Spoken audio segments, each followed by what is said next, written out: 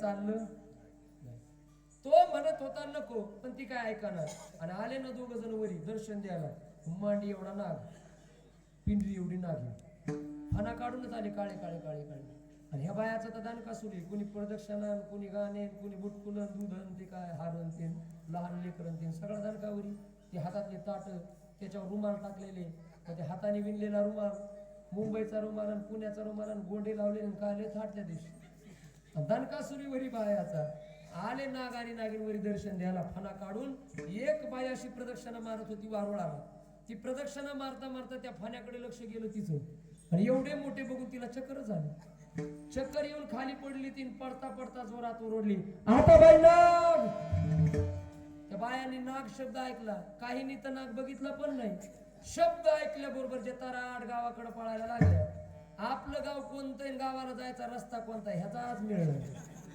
शेजारणीचं लेकरू कोणतं ना आपलं कोणतंय, काय जे लेकरू दिसत त्याला वडीत फरफडत गावाकडे घेऊन येत होत्या. नुसत्या पळायला लागल्या जिकडं. ताट कुणीकडे पडले मिळत नाही. बुटकुल्याचा तर मिळत नाही, कुठे गेले. नुसत्या पळत होत्या गावाकडे. आणि बायाचा ह्या जे धिंगाणा चालला पळायचा. 3 दिवस लागले महाराज लेकर शोधायला. खालच्या गल्लीचं वरच्या गल्लीला, वरच्या गल्लीचं खालच्या गल्लीचं, कोणाचं लेकरू कुठे काही मिळलं.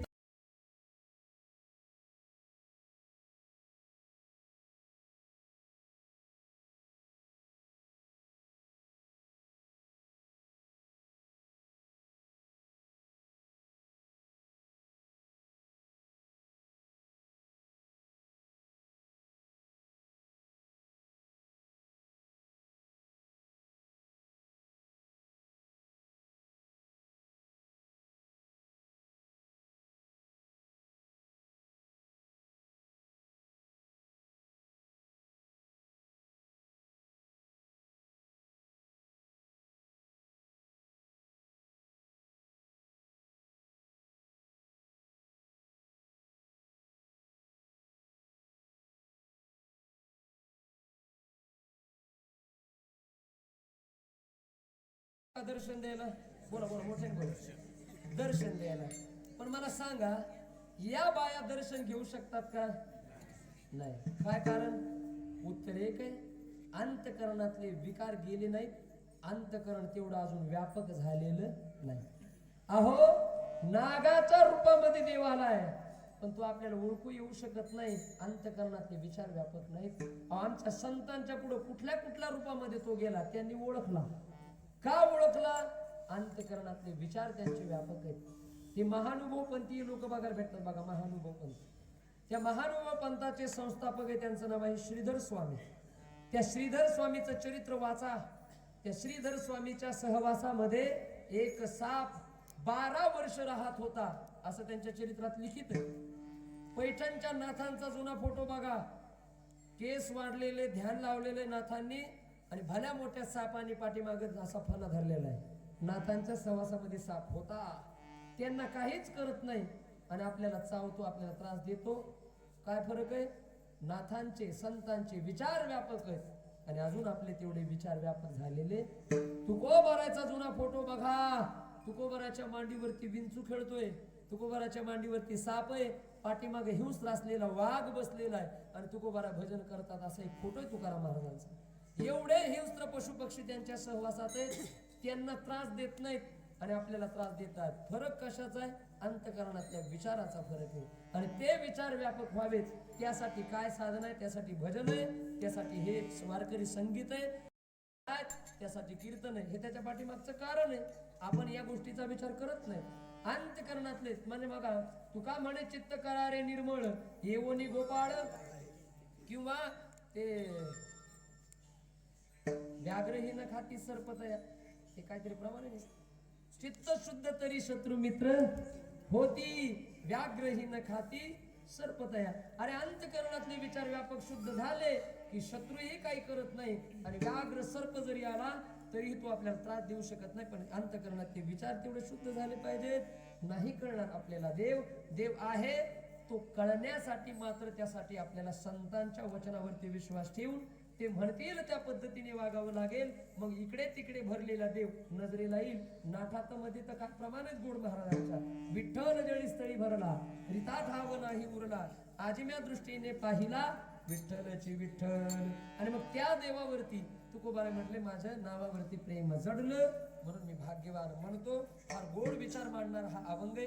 आणखीन काय झालं तुम्हाला फायदा त्या संचितातल्या पुण्याईचा? फायदा सांगताना महाराज म्हणले जीवन आमचं पूर्णतः धन्यतेला प्राप्त झालं. जगाला खाणारा काळ, त्या काळाची सत्ता आमच्यावरती नाही, उलट आमची सत्ता काळावर प्रस्थापित झाली. म्हणा दुसरं चरण. धन्य झालो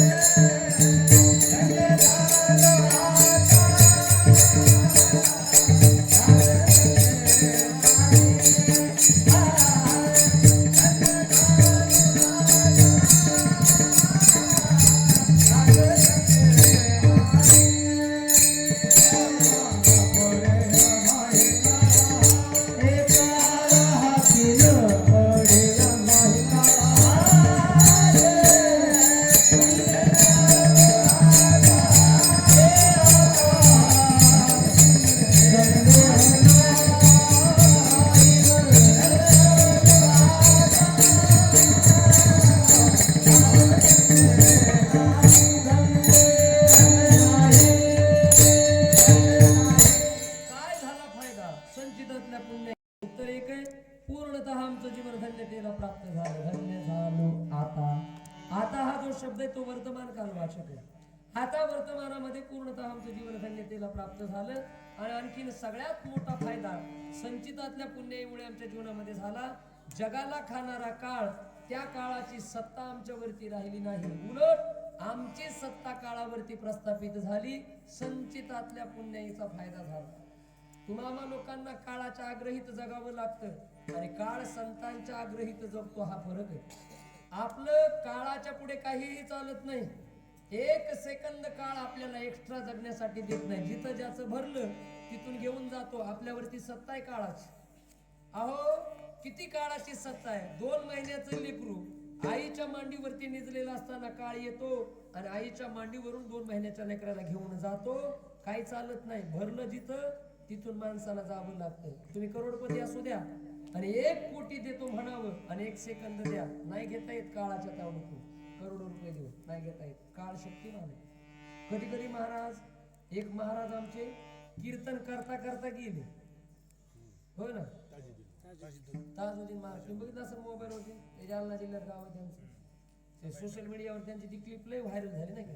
कीर्तन करत होते आणि कीर्तन करताना शेवटची भैरवी सुरू होती आणि त्यावेळेला अचानक त्यांना अटॅक आला का काय, खाली बसले आणि त्याच ठिकाणी प्राण गेला. काळाने विचार केला नाही, भैरवी सुरू, 2-4 आलाप राहिलेत, होद्या तेवढे आलाप, होद्या ज्ञान तुकाराम नंतर न्यू महाराज आला. अहो नाही नाही नाही, जिथं ज्याचं भरलं तिथून जावं लागलं. इथं कुर्ला नावाचं गाव आहे ना, कुर्ला. त्या कुर्ल्याला शिवाजी महाराज पंडित म्हणून एक भागवताचार्य होते. ते मुकुंद महाराजांचे वडील. ते म्हणतात भागवत सांगताना 5व्या 6व्या दिवशी का 4थ्या दिवशी काहीतरी कथा सांगताना स्टेजवरच गेले. ते तिथं बसलेले होते. मग तेव्हा विचार केला नाही काळाने, 2 दिवसाची कथा राहिली तेवढी होऊ द्या, काला होऊ द्या, मग न्यू महाराज आला. नाही नाही नाही, जिथं ज्याचं भरलं तिथून काळ येतो, घेऊन जातो. आपल्यावरती काळाची सत्ता आहे. तुकोबाराय आधी करून संतांवरती काळाची सत्ता चालत नाही, काळावरती सत्ता आहे त्यांची. विठोबा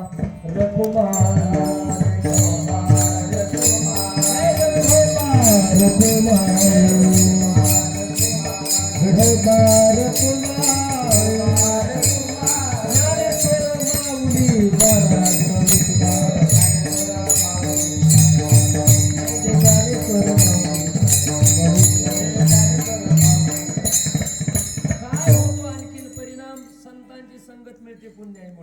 रस करू भोजन पंगती संतांची संगती सर्व काळ. ब्रह्मरसाचं सेवन संतांची संगत पुण्याईमुळे कितीही ब्रह्मरस सेवन केला तरी पोट भरल्यासारखं वाटत नाही. तुका म्हणे पोट झाल्याची न राय खालेलीची खाय आवडीने. कशामुळे घडलं तर संचितातल्या पुण्याईने देवाच्या नावावरती माझं प्रेम जडलं, माझ्या जीवनामध्ये या सगळ्या गोष्टी घडल्या असा विचार मांडणारा बोर महाराजांचा अभंग होता. वेळ माझी संपली. झालेली सेवा देवाच्या चरणी समर्पित करूया.